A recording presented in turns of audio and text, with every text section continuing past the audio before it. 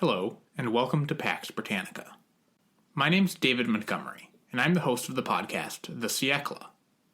The Siècle is about the period when the Pax Britannica achieved its greatest form, the 100 years between the defeat of Napoleon and World War I. Except, the Siècle is about the experience of France during those 100 years. While Britain spent the century dominating the world, its longtime nemesis across the Channel had a much more chaotic time. Revolutions, wars, triumphs and setbacks, more revolution, internal strife about religion and democracy. Above all, this proud nation had to come to grips with her new place in the world, a world with a Pax Britannica. Also, yes, lots of revolution. I hope you'll come give it a listen. Available wherever you get podcasts or at thesiecle.com. That's SIECLE. Now, back to Sam.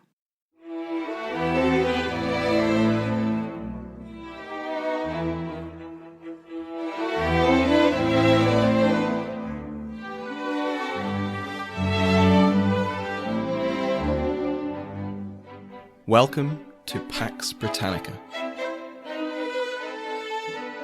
Episode 21. Rise of the Favourites.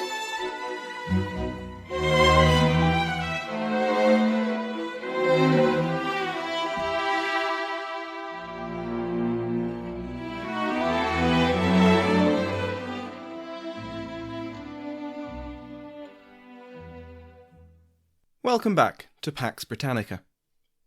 Back in 1603, the year that James became King of England and Ireland, he had been followed to London by a number of Scots.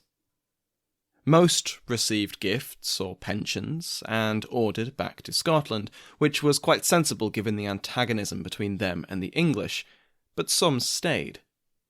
One of those remaining Scots was Robert Carr, sometimes spelled Kerr. In 1604, Carr was made a groom of the bedchamber, and so was one of those Scots that so thoroughly irritated the English-dominated Privy Council. If you remember, it was in the bedchamber that most of the personal contact was had between James and his court. This was understandable from a personal perspective. James was in a foreign land and preferred to spend time with what was familiar. From a political perspective, it caused no end of stress.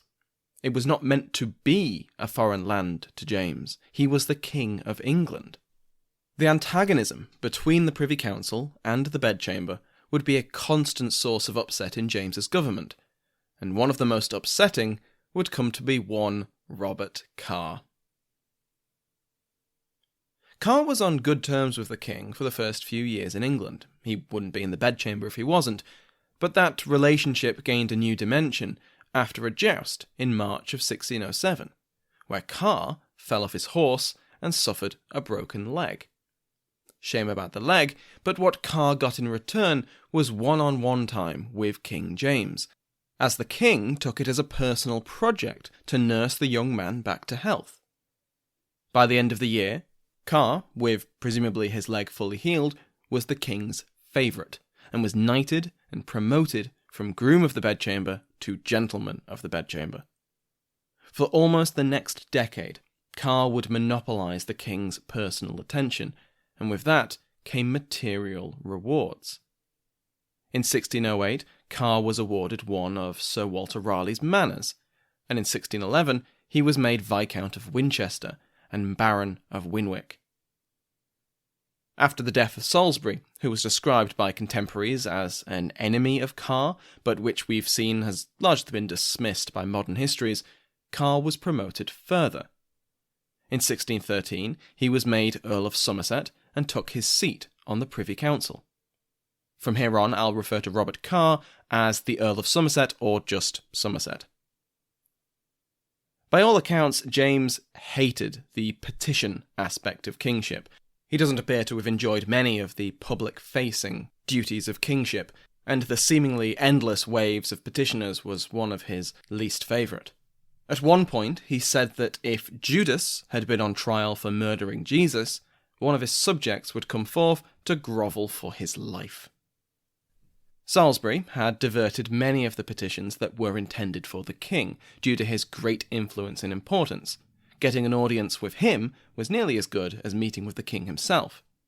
His death meant that this diversion no longer existed, and so the Earl of Somerset became increasingly invaluable to the king. He became James's private secretary, and was one of the most important barriers to the king's presence. In his position, he blocked many of the petitioners who endlessly scrambled for James's time, further increasing the king's opinion of him. So, what exactly was the relationship between James and Somerset? This question requires us to look more broadly at the sexuality of King James, who often gets described as homosexual or bisexual. These words and our modern concept of sexuality would be completely alien to someone from early modern England, and so it's a bit anachronistic to try and apply them to James. That doesn't mean there's no value to it at all. It's unlikely that he was solely attracted to men. Queen Anne was pregnant at least 7 times, with multiple miscarriages that we know of. Duty to the succession only goes so far. However, it seems incredibly likely that James was, at the very least, repeatedly infatuated with young gentlemen, particularly the Earl of Somerset and afterwards the Duke of Buckingham. Whether either of these were sexual relationships or merely platonic is debatable. Professor Alistair Bellany, in his Biography of Somerset, errs on the side of caution, and describes the relationship between the Earl and the King as difficult to assess, although he does acknowledge that James's love for Somerset is quite evident. Professor Pauline Croft, in her biography of James, is much more convinced that their relationship was sexual in nature. Whether they were intimate or not, in this relationship, Somerset was nowhere near doing his bit, no matter how much James doted on the younger man. Instead, Somerset was infatuated with Frances, daughter of Suffolk and wife of Essex. You may remember a few episodes ago in The Trinity of Knaves when I mentioned that Frances had something of a reputation and that it was going to get her in trouble. Well, Frances returned the affections of Somerset, and the two conspired to have her marriage with Essex annulled on the grounds of impotency. The king was all for it, but there were those close to Somerset who opposed this turn of affairs, namely Sir Thomas Overbury, a friend and advisor to Somerset who handled most of the day-to-day of his increasing responsibilities. Overbury did not like Frances for personal and political reasons. Her entry into his master's life would mean his own diminishment, for one thing. He wrote and distributed a poem titled A Wife, or alternatively The Wife, which explained the virtues that a woman should show before a young man rushed into marriage with her. It just so happens that most of these virtues were lacking in Frances Howard. Subtle. On top of this, Somerset passed on Overbury's comments about Frances' unsuitability to his new love, who did not take kindly to it. Aside from the personal element of these comments, Overbury had made himself a threat to her improving situation. She was already a member of one of the most prestigious noble families in the realm, but Somerset was clearly the rising star. Overbury had made a dangerous enemy. Overbury had also cultivated an enemy in James, who resented the influence this other man had over his new favourite. What James did next could have been based on his own initiative. It could have been at the suggestion of Somerset, and Somerset's suggestion may have itself been the suggestion of Frances. But James proposed that Overbury become his ambassador. Now that's all very well, that's quite an honour. But where will he be going? Well, would you look at that, it's as far away as we can physically send him.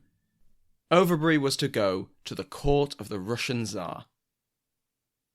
Now, Overbury was quite right in realising this would, by virtue of travelling to the other side of the world, completely remove him from court, from his position at the side of Somerset, and silence his opposition to the marriage.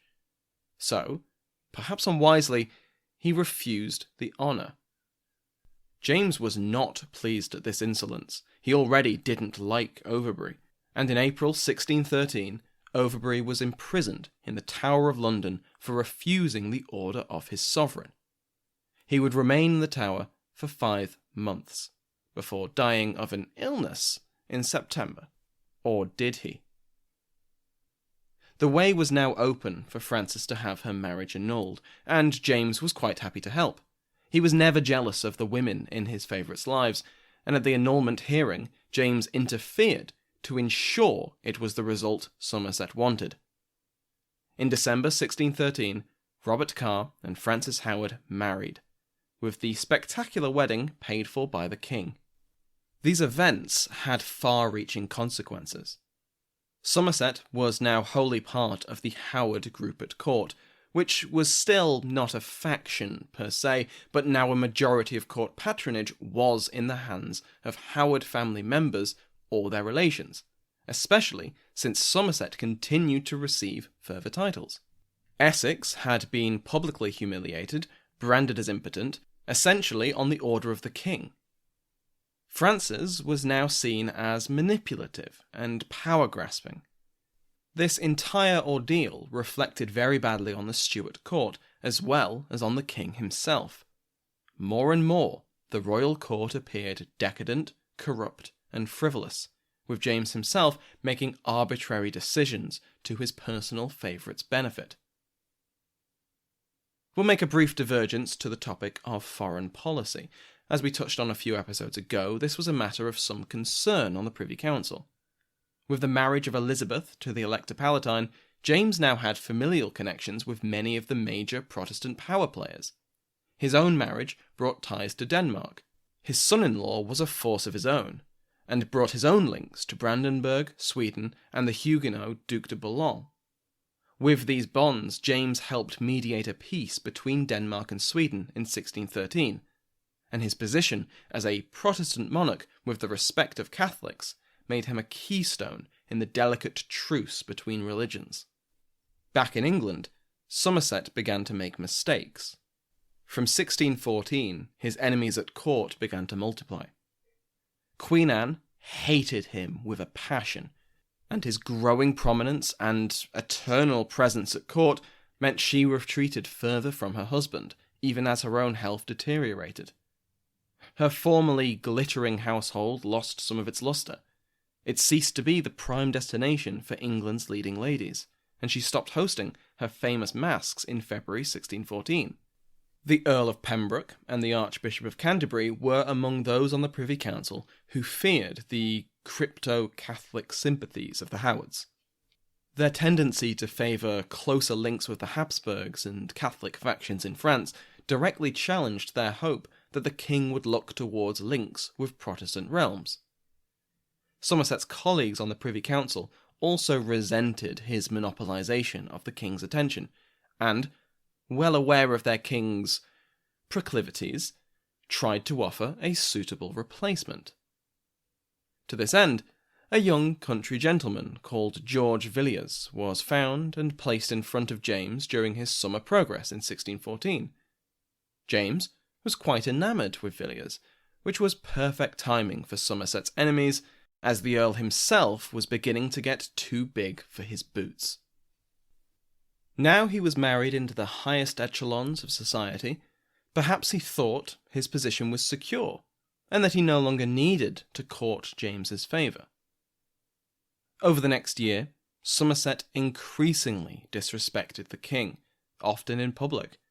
He no longer showed the same affection to the king as he once had, even as James continued to shower him with praise and gifts. Parallel to this, young Villiers only rose higher, despite Somerset's efforts. He blocked Villiers' proposed appointment to the bedchamber, but instead, Villiers was made the king's cupbearer. He served the king at dinner, where his manners and capable understanding of current affairs won him many accolades from the king. This was intentional, as Villiers had been coached by the quasi-anti-Somerset alliance. Somerset had only managed to delay his rival's promotion, a delay which had seriously ticked off the king, as it seems to have essentially been a tantrum. Villiers was nevertheless made a gentleman of the bedchamber in April 1615, granted a pension of £1,000 a year, and was knighted with Prince Charles's own sword. A few months later, Villiers visited the home of Somerset, ostensibly to patch things up. They could share the king. They could both be favourites. There was no need to be enemies. In response to this white flag of truce, Somerset threatened to break his neck. On that year's summer progress, James and Villiers shared a bed at Farnham Castle. This was a common way of expressing favour, and on its own doesn't mean that the two were sexually intimate, only that Villiers had reached the same level as Somerset had been just 5 years earlier. Now, whether or not Villiers had genuinely intended to parley before the progress began, or if this was just a way to antagonise Somerset into making a mistake or laying his cards on the table, from here on, Somerset fell from grace so quickly there is still an impact crater in Whitehall. Earlier in the episode, I said that Sir Thomas Overbury, Somerset's friend and advisor who had opposed his marriage to Frances Howard and had been outmanoeuvred into the Tower of London for his troubles, had died of an illness. Well, as it turns out, that was not the case. The story emerged that Frances Howard, with the complicity of her future husband, had had this stubborn advisor poisoned while he languished in the Tower. And now, someone had talked. Someone always talks. James was shocked, or at least convincingly so, and in October 1615 arranged for a commission to establish the truth of the matter, telling Somerset that, quote, "In a business of this nature, I have nothing to look unto but first my conscience before God, and next my reputation in the eyes of the world." The commission concluded that the tale was true, and Somerset, Lady Somerset, and their collaborators were found guilty of murder and sentenced to death. James was, however, nothing if not an old romantic, and he commuted the Somerset sentences to imprisonment in the Tower. The other conspirators, nowhere near as important as the noble instigators, were not pardoned and were hanged, including Overbury's jailer at the Tower. Frances Howard and Somerset remained in the Tower until 1622, after which they were released and lived at their country estates, far from the capital and the court, where they were irreversibly out of favour. Frances, as is the case with powerful women in this era, became the quintessence of female villainy in the press, as Croft puts it. But while the coverage of these events was absolutely drenched in misogynist rhetoric, it does appear that there was a plot to murder Overbury, and Frances was part of it. Whether the king was himself involved in the murder plot is debatable. He disliked Overbury intensely, and while the Earl was in the Tower awaiting his trial, James seemed very concerned that the Earl's testimony would affect his own reputation, promising a pardon if he would just confess and keep it to his own crimes. Much like the earlier scandal surrounding the annulment of Frances's first marriage, this tarnished the Stuart Court significantly. After all, there were fewer people closer to the king than Somerset and his wife, and they had been found guilty of murder. And Croft sees the Overbury plot as almost a watershed for criticisms of courtiers, which Villiers would find to his peril. The other consequence of this trial was the complete removal of Somerset as a political figure. I mean, that'll happen when you're imprisoned in the Tower of London, which allowed the rising star of Villiers to take his place. Either before or shortly after the Somersets were convicted, Villiers was promoted once again, this time to Master of the Horse. This had all the material benefits of an office like this, such as the higher salary and all of that, but also meant that Villiers would be expected to attend each of the king's hunts. For a king like James, who had not lost his love of hunting since his early English years, this meant regular proximity to the monarch for extended periods of time without the endless waves of petitioners and officials. As much as anyone, Villiers now monopolised his king's time. This led to further advancement, and in April he joined the Order of the Garter. For Villiers' birthday, on the 27th of August, James made him both a baron and a viscount. How's that for a birthday present? He was offered the former holdings of Somerset, but rather wisely declined the honour. It wouldn't have looked particularly good to accept the leavings of his predecessor, but it wasn't much of a sacrifice because he was instead awarded £30,000 worth of land from the Crown holdings. The final promotion Villiers received in 1616 was a position on the Court of the King's Bench, with a salary of £4,000 a year. If you think back to last episode, when we compared the income of the East India Company to the income of relatively ordinary people, it's quite clear how valuable being King James's favourite really was. From here on, Villiers' rise was meteoric. In January 1617 he became Earl of Buckingham. In February he joined the Privy Council, and then a year later he became a Marquess. From here on we will refer to George Villiers as Buckingham, as even his final promotion to the rank of Duke will be to the Duchy of Buckingham. Buckingham will be a central figure in the narrative going forward, as he survives the death of James and plays an instrumental and highly unpopular role in Charles's early reign. Back in 1603, James had promised his Scottish subjects in Edinburgh before he travelled south that he would visit his kingdom at least once every 3 years. Perhaps his excuses for not doing so were sincere. Perhaps they weren't. Perhaps James was just really bad at maths. But he finally returned to his northernmost realm 14 years after he left it. Dr. Jenny Warmold, in her Biography of James, denies that this delay indicates a king who didn't particularly care about a kingdom that was neither as troublesome as Ireland nor as wealthy as England. She highlights 2 occasions when Scotland was on the brink of receiving greater recognition as an equal kingdom. The first was in the aftermath of the Gunpowder Plot, when it was suggested that Prince Henry, as heir apparent, would be safer there than in England. The second was in 1607, when there were proposals to move the capital of England from London to the city of York. This would have been a much more central location to administrate the grand vision James had for a politically united Great Britain. Both had been strongly opposed by English officials and politicians, and James appears to have faced down a similar reaction when he proposed his Scottish visit in 1617. Warmold mentions a scene of courtiers, including Buckingham, on their knees in the bedchamber, begging James not to go to Scotland.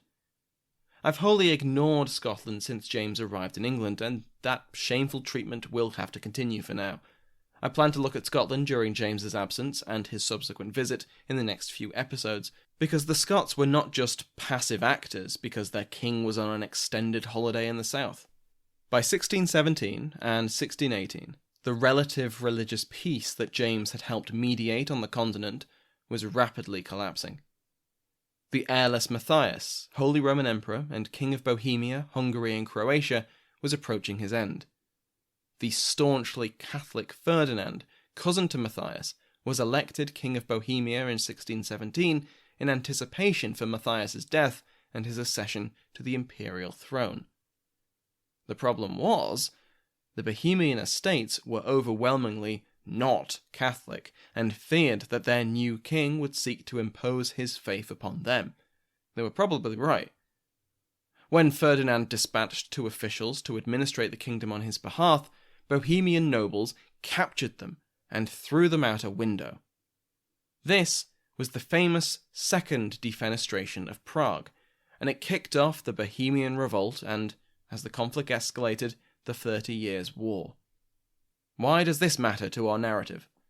Well, one of the preferred candidates for the Bohemian crown, and the one who would wear it for all of a year, was our old friend, Frederick, Prince-Elector of the Palatinate, husband to Elizabeth Stewart and son-in-law to James.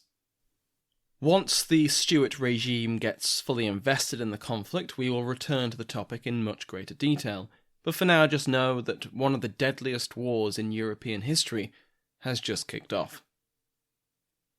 Also in 1618, James's desire for peace with Spain had lethal consequences for one of the recurring minor characters of the podcast so far. For the last few years, negotiations had been ongoing between James and Philippe III of Spain to marry Charles, to the Infanta, Maria Anna. Both sides seem to have been dragging out the negotiations. Philippe knew the Pope would not grant the dispensation that would be required for a Catholic to marry a heretic, while James was well aware that his subjects strongly opposed the match. However, negotiations achieved the aims of both monarchs, in that it maintained peaceful relations between their kingdoms. And that is when we get to Sir Walter Raleigh.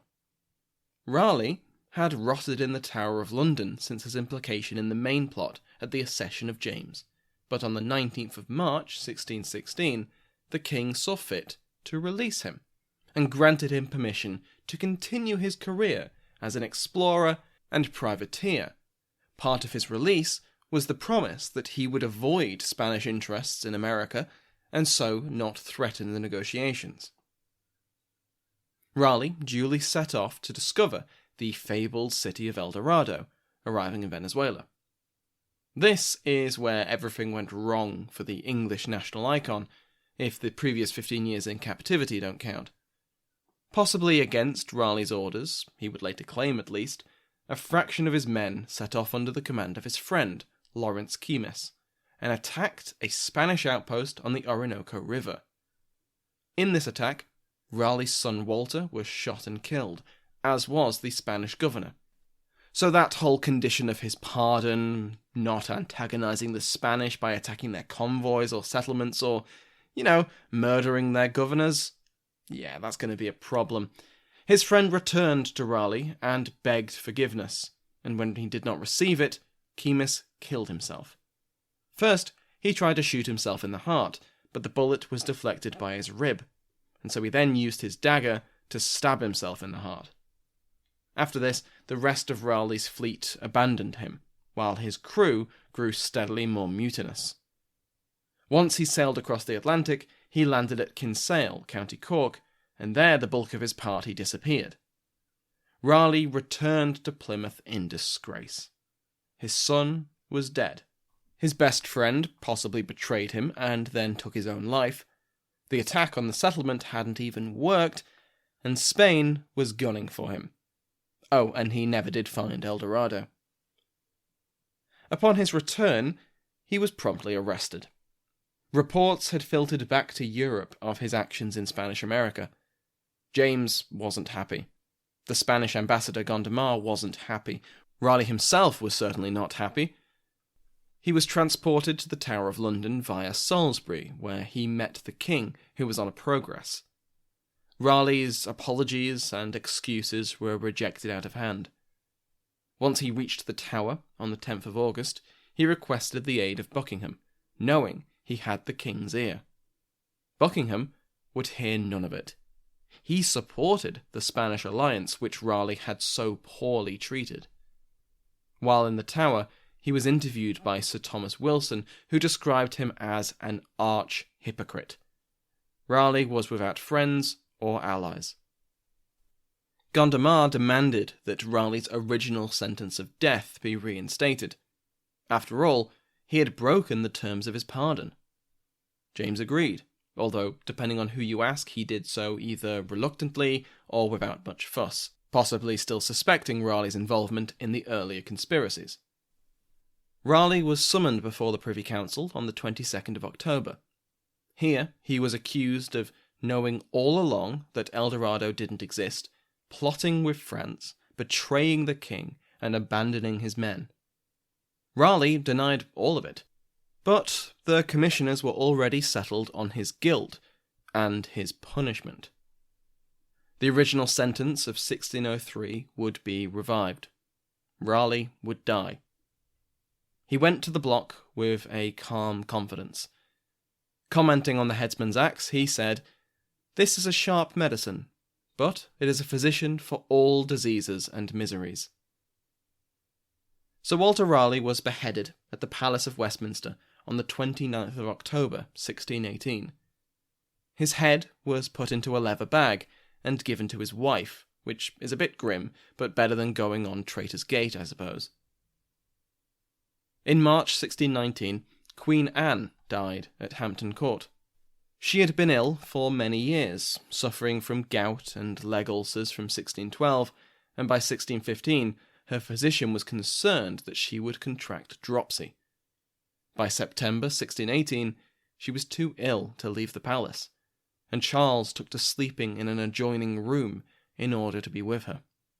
James, however, remained physically distant, although their relationship still seems to have been warm, even if it was primarily by letter. As 1618 turned into 1619, she was bedridden more and more, and her eyesight had begun to fail her. In the early hours of the 2nd of March, Anne of Denmark, wife, daughter, sister, and soon mother of kings, died with her last surviving son by her side. She was 44 years old. James was reported as being devastated, unable to attend her funeral due to grief-fueled sickness, and so it was left to Charles to once again be the chief mourner at the funeral of a family member. His father had not attended Henry's send-off either, and Elizabeth was at the side of her husband fighting a war. Buckingham consoled both king and prince during this time, as well as doing his best to mediate between the two in the heated arguments that occurred after Anne left her estate to her son Charles, rather than to her husband James. We'll finish up today by mentioning a small, rather innocuous event involving the Virginia Company.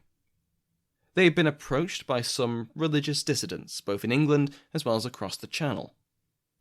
They wanted a charter to make a new settlement in America, and the Virginia Company was quite willing to grant them this charter, provided they agreed to some quite onerous financial demands.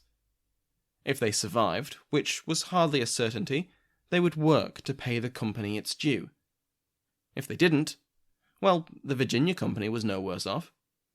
For the company, and the government, whatever happened, there would be 100 fewer religious extremists in England. I'm sure they won't form the foundations of a national mythology that will last for more than 400 years, right? And with that blatant foreshadowing, we will leave the narrative there. If anyone has any feedback or wants to keep up to date with what's going on with the show, you can find the show on Facebook and Twitter, or follow me at my personal Twitter handle, @SamuelHume10.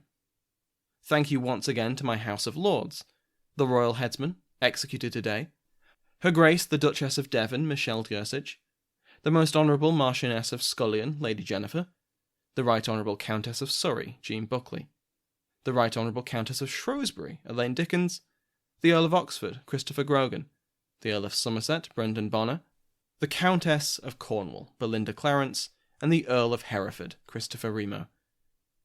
If you want to join their ranks, go to patreon.com/Pax Britannica. Every pledge tier comes with a personalised ad-free RSS feed, so if you're disliking these ads, there is an alternative, and the higher ranks come with extra perks. Thanks to David for the guest introduction. You absolutely should listen to the Siècle. I highly recommend it. It's fantastic. Thank you to Sounds Like an Earful for providing the music used in today's episode, to my entire House of Lords, and to you for listening.